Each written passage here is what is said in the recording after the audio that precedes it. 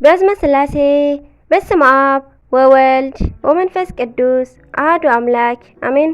سلام እግዚአብሔር አምላክ ምስኩላትኩም ይኹን ስድራ እግዚአብሔር አምላክ ከመይ ውዒልኩም ኣነ እግዚአብሔር ይመስገን ክብሪ ይስፋሕ መድኃኔዓለም ኣቦይ ልዑል እግዚአብሔር አምላኽና ክሳብ ሰዓት እዚኣ ብጸጋን ብጥዕናን ስለ ዝዓቀበናን ዘጽንሐናን ክብርን ምስጋናን ኣምልኮን ውዳሴን ንዘላለም ንዕኡ ኩኖ ከምኡውን ነተረረተ ሊና ቅድስተ ቅዱሳን ንጽሕተ ንጹሃን ወላዲት አምላክ ወላዲት ቃል ዝኾነት ቅድስት ኪዳነ ምሕረት ኣደይ ቅዱስ ወዳ ብዛባ ክብርን ምስጋናን ውዳሴን ይብጽሐያ ከምኡን ኩሎም ቅዱሳና እግዚአብሔር አምላኽና ብዛሃቦም ቃል ኪዳን ብዛሃቦም ክብሪ ከከም ማዓርጎም ክብርን ምስጋናን ንዘላለም ንዕኦም ይኹን ኣሜን።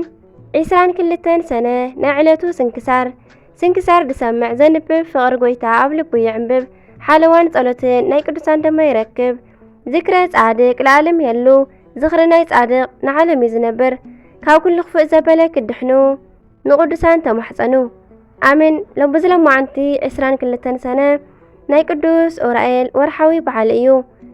ኣምላከ ቅዱስ ኡራኤል ዝተቐደሰን ዝተባረኸን መዓልቲ ይግበረልና በረኸትን ፈጣን ተራዳእነትን ኣማላጅነትን ናይ ቅዱስ ኡራኤል ሊቀ መላእክት ምስ ኩላትና ይኹን ኣሜን። እንቋዕ ድማ ናብ ቅዱስ ኣቦና ለዋህ ጳውሊ ዓመታዊ ናይ ዕረፍቲ በዓል ብሰላም ኣብጽሐኩም ኣብጽሐና። በስመ አብ ወወልድ ወመንፈስ ቅዱስ አሐዱ አምላክ አሜን።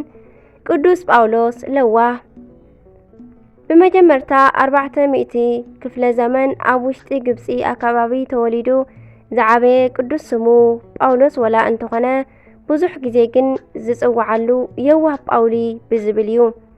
እዚ ከመዩ እንተበሉ ለዋህ ጳውሊ ካብ ህፃንነቱ ጀሚሩ መጻሕፍቲ ዝተምሃረ ግን ከኣ ትዕቢት ቁጣዓን ቂምን ዘይፈልጥ ገራገር ሰብ እዩ።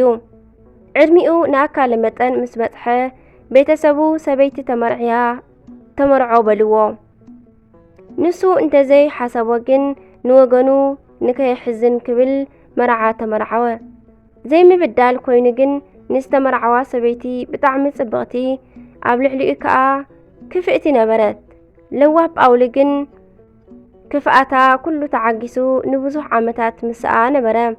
ቆልዑ ከኣ ኣፍረዩ። ሕጂውን ንሳ ካብ ክፍኣታ ክትዕገስ ኣይከኣለትን። ካብዚ ሓሊፋ ጳውሊ ኣብ ዘይብሉ ምስ ካልኦት ክትዝሙ ጀመረት። እቲ ለዋህ ሰብ ግን እዚ ኣይፈልጥን እዩ ግን ንናይ እግዚአብሔር ስራሕ ስቂሉ ብተስፋ ይጽበ ነበረ። እንዳፈለጠ ከሎ ማለት እዩ። ኩሉ ክዝሙ ከላ ይፈልጥ ግን ንናይ እግዚአብሔር ስራሕ ስቂሉ ብተስፋ ይጽበ ነበረ። ንነገሩከ ንሱ ይሓርስ ይኹዑት ንነዳያን የብልዕ ጋሻ ይቐበል እምበር ክፍኣት ንምሕሳብ ግዜ ኣይነበሮን። ሓደ መዓልቲ ግን ንስራሕ ናብ በረኻ ወፂኡ ሓደ ሰናይ ዜና ሰምዐ። ኣባ አንጦኖስ ምንኩስና ዝበሃል ህይወተ መላእክት ጀሚሩ ደቀ መዛሙርቲ ከኣ ከም ዝቕበል ሰምዐ። ግን ሰበይትን ቆልዑን ኣለዎ እሞ እንታይ ይግበር?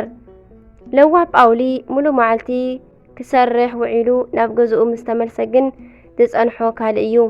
ሰበይቱ ኣብ ልዕሊ መደቀሲኡ ምስ ኣገልጋሊኣ ጓሳኣ ጥራሕ ነብሶም ረኸቦም። ልቢ በሉለይ ኣብ መንኮቡ መውፈሪ ምሳር ፋስ ከኣ ሒዙ እዩ። ንሱ ግን ክፉእ ኣይሓሰበን።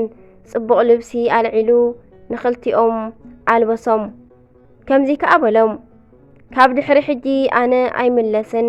ሃብቲ ንብረተይ ውረሱ ብደስታ ከኣ ንበሩ ናይ ደቀይ ግን ሓደራ ኢልዎም ተሲኡ ኸደ። ኣብ ኢዱ ወላ ሓንቲ ኣይሓዘን። ኣብ መንኮቡ ዘላ ብጣስ ጨርቂ ሒዙ ናብ በረኻ ተጓዓዘ። ኣባ አንጦኖስ ከኣ ተቐቢሎም ኣስተምሂሮም ኣመንኮስዎ። ካብታ መዓልቲ ጀሚሩ ንርእሱ ብምትሓት ብምእዛዝ ኣገልገለ። ጾም ጸሎትን ስግደትን እሞ መን ቆፂርዎ። ከምዚ እንዳበለ ናብ ብቕዓት መዓርገ በጽሐ። ምእመናን ኮነ መነኮሳት ክሓትዎ ክመፁ ከለዉ ነናይ ነፍሲ ወከፎም ሓጢኣት ኣብ ግንባሮም ተጻሒፉ ይምልከት ነበረ እሞ ስለኦም ከልቅስ ቅርኒቡ ተለሓጸ። ሰቡነቱ ከኣ ተወድአ። ሓደ መዓልቲ ጋኔን ዝሓዞ ሰብ ፈውስ ኢሎም ኣምጽእሉ እሞ ንሱ ግን ኣብ ልዕሊ ኣጋነንቲ ስልጣን እንከሎ ብትሕትና ተጸጊዑ ነቲ ጋኔን ኣባ አንጦኖስ ከይጽውዕ ኣልካስ ቀሲል ካውጻእ ቦሎ እቲ ጋነን ግን ዝፈርሖ መሲልዎ ብትዕቢት እንጦኖስ ከመን እዩ ቦሎ። ኣብታ ግዜ ልዋህ ጳውሊ ከም እሳት ኣብ ዝነድድ እምኒ ተሰቒሉ ህያው እግዚአብሔር ምስክረ እዩ እዚ ጋነን ከይወፅእ ኣይወርድን በለ። ብኡ ንብኡ ብኣምሳል ገበል ካብታ ጓል ወፂኡ እናበኸየ ናብ ቀይሕ ባሕሪ ኣተወ። ቅዱስ ጳውሊ ለዋህ ከዓ ከምዚ ብቅድስና ተመላሊሱ በዛ መዓልቲ ብጽቡቕ ሽምግልና ዓረፈ። እቲ ፍረ መንፈስ ቅዱስ ግና ፍቕሪ፣ ሓጎስ፣ ዕርቂ፣ ዓቕሊ፣ ለውሃት፣ ሕያውነት፣ እምነት፣ ህድኣት ይኣኽለኒ ምባል እዩ። ነዚ ከምዚ ዝመሰለ ዝጻረሮ ሕጊ የልቦን። እቶም ናይ ክርስቶስ ዘበሉ ከዓ ነቲ ስጋኦም ምስ ናይ ፍትወቱን ትምኒቱን ሰቒሎምዎ እዮም። ገላትያ ምዕራፍ 5 ፍቕዲ 22 ኣሜን። በረኸት ኩሎም ቅዱሳና ይሕደረና ኣሜን። ለውሃትን እምነትን ድማ መድሃኒ ዓለማዊ ህይወትና ይዓድለና ኣሜን።